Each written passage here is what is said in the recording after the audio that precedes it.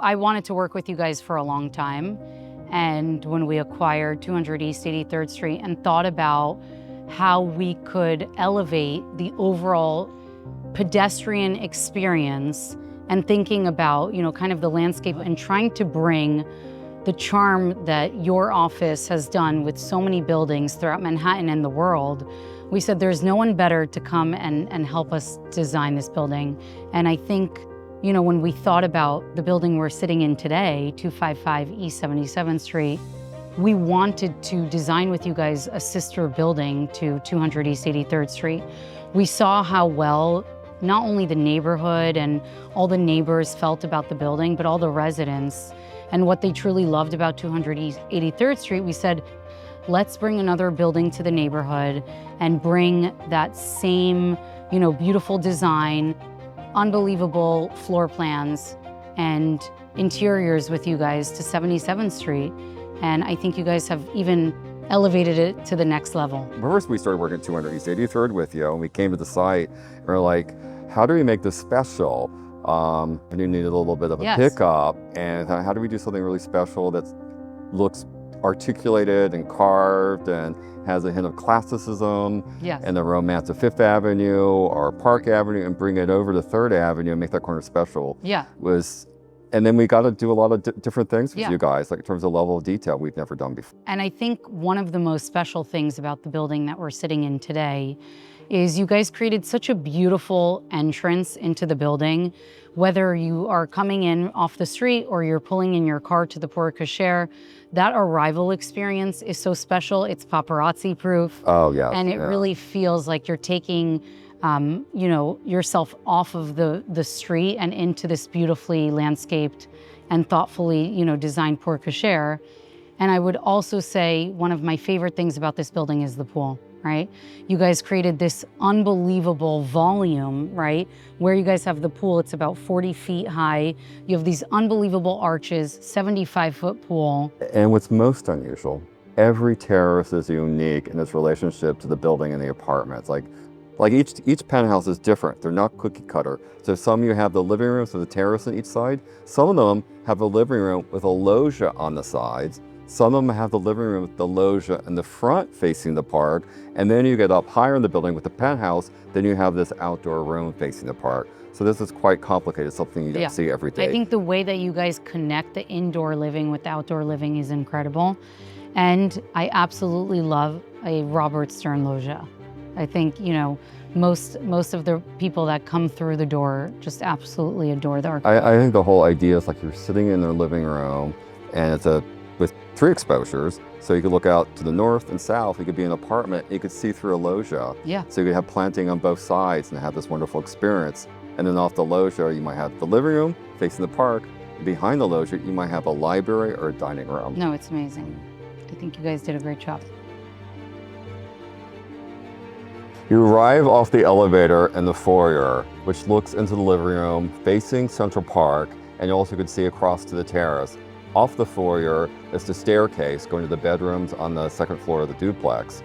But what's most important, fabulous about this apartment, when you arrive in the foyer, you have the living room. It is 20 feet by 40 feet, a double square.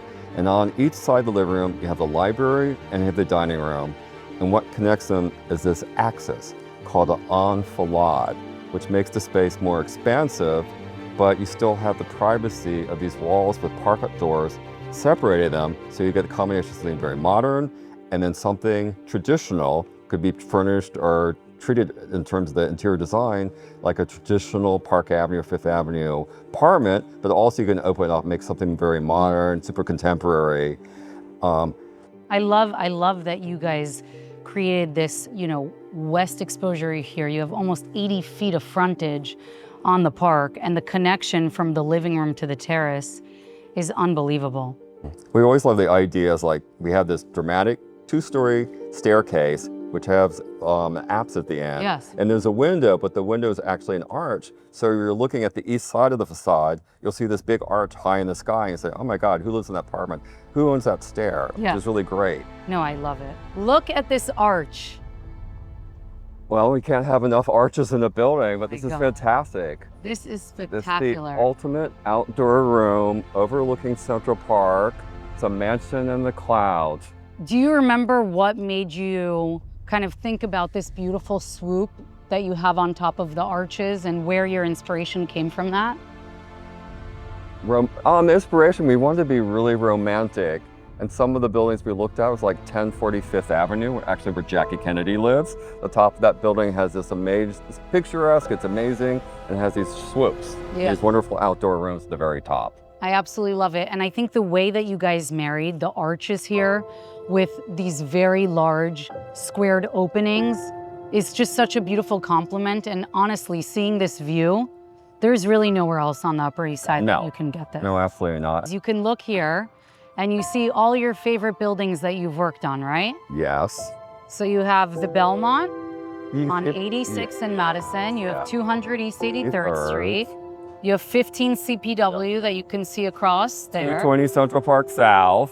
1228 Madison. And 520 Park Avenue, somewhere over there. Right here. Yeah, so we've come a long way since 1997. Unbelievable. I think the way also that you guys design your layouts, and I think you guys are absolutely the best architects to work on interior layouts, and that's why people love to buy in your buildings and our buildings, is the relationship that you guys create with the outdoor living and the interior, and making sure that it really has a relationship to the inside, and that you can be in your living room, open up the doors. I think this all goes back from my office, Rams at Robert A.M. Architects. When we first started in this business, we were designing houses. Yeah. And they were started in the Hamptons, and then eventually we went around the world, even to the peak in Hong Kong.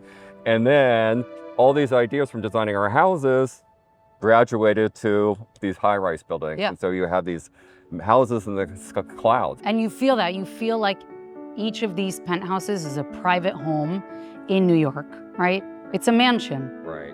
And you guys do such a great job. When we first started designing 15 Central Park West, Bob Stern had this idea of Fred Astaire and Ginger Rogers dancing on a terrace overlooking a park, and I think this space really captures it. And we always take this idea of the romantic movies from the 1930s and bring a little bit of that romance into our buildings. This is honestly the apartment that you do entertain at night, right? Because you have this unbelievable terrace. Look at Central Park. This is exactly where you want to have a cocktail, entertain off this unbelievable living room.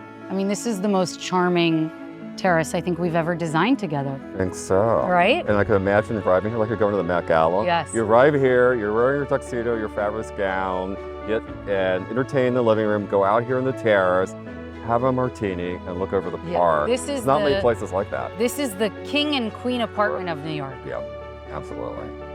First, what we think is the big idea, how to lay out the apartment. And most important, have the major rooms parallel to the park, facing the park. And the classic arrangement is a library, the living room, and the dining room. This is inspired by many of the Rosera Candela buildings, such as 740 Park Avenue. But then you have to take it to the next level. The proportions have to be perfect and planned.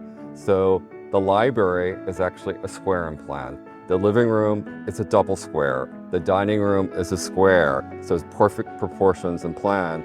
But the second most important thing is how high the ceiling is. You can't have a really big living room that's 20 feet by 40 feet without having a high ceiling, or it looks like a bowling alley. Right. So I think we got that right. No, and I think one of the things that you guys do so well, and we've worked together for many projects, we're on to our 5th one now, is you look at the historical floor plans that people loved in New York, right? When you talk about 740, some of the other traditional buildings on Park Avenue and 5th, but you guys design it to modern living, right? Because the way people used to live is not the same way people live today, right?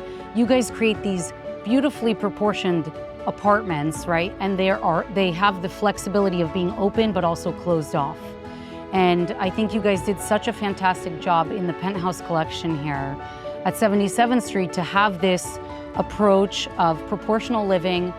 Obviously, you have the most incredible windows and ceiling heights, but have the flexibility to have open and also to close off when needed.